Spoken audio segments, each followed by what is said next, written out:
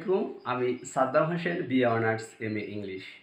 আজকে আপনাদের সাথে আলোচনা করব নাউন কাকে বলে, কত প্রকার এবং কি কি। যে ওয়ার্ড দ্বারা কোনো ব্যক্তি, বস্তু ও স্থানের নাম বোঝায় তাকে নাউন বলে। নাউন প্রধানত দুই প্রকার, কনক্রিট নাউন আর অ্যাবস্ট্রাক্ট নাউন। কনক্রিট নাউন আবার চার প্রকার: proper noun, common noun, collective noun এবং ম্যাটেরিয়াল নাউন। প্রপার নাউন কি বা কাকে বলে আমরা দেখি। যে নাউন দ্বারা কোনো ব্যক্তি, বস্তুর নির্দিষ্ট নাম বোঝায় তাকে আমরা প্রপার নাউন বলি, যেমন তামিম ইকবল, মুশফিকুর রহিম, মিজানুর রহমান আজহারি ইত্যাদি। কমন নাউন: যে নাউন দ্বারা এক জাতীয় ব্যক্তির বা স্থানের সাধারণ নাম বোঝায় তাকে আমরা কমন নাউন বলি। কমন নাউন যেমন তামিম ইকবাল, মুশফিকুর রহিম, এগুলো প্রপার নাউন। এদের কমন নাউন হচ্ছে প্লেয়ার। ঢাকা, চিটাগাং, লন্ডন এগুলো হচ্ছে প্রপার নাউন। এদের কমন নাউন সিটি। পদ্মা, মেঘনা, যমুনা এগুলো হচ্ছে প্রপার নাউন। এর কমন নাউন হচ্ছে রিভার। এবার আসি কালেকটিভ নাউন।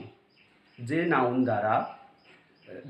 দ্বারা এক জাতীয় ব্যক্তি বা স্থানকে পৃথকভাবে না বুঝিয়ে সমষ্টিগত বোঝায়, অর্থাৎ এক জাতীয় ব্যক্তিদের সমষ্টি বোঝায়, সেটা হচ্ছে কালেকটিভ নাউন। যেমন গ্যাং, ফ্যামিলি, টিম। আমরা বললাম যে তামিম ইকবাল, মুশফিকুর রহিমকে আমরা কি বলেছি, প্রপার নাউন বলেছি।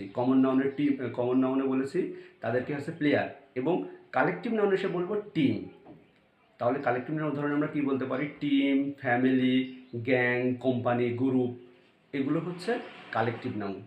আর ম্যাটেরিয়াল নাউন: যে নাউন দ্বারা কোনো পদার্থের নাম বোঝায়, কিন্তু যেটা পরিমাণ করা যায় কিন্তু সংখ্যা দ্বারা গণনা করা যায় না, সেটাকে আমরা বলবো যে ম্যাটেরিয়াল নাউন।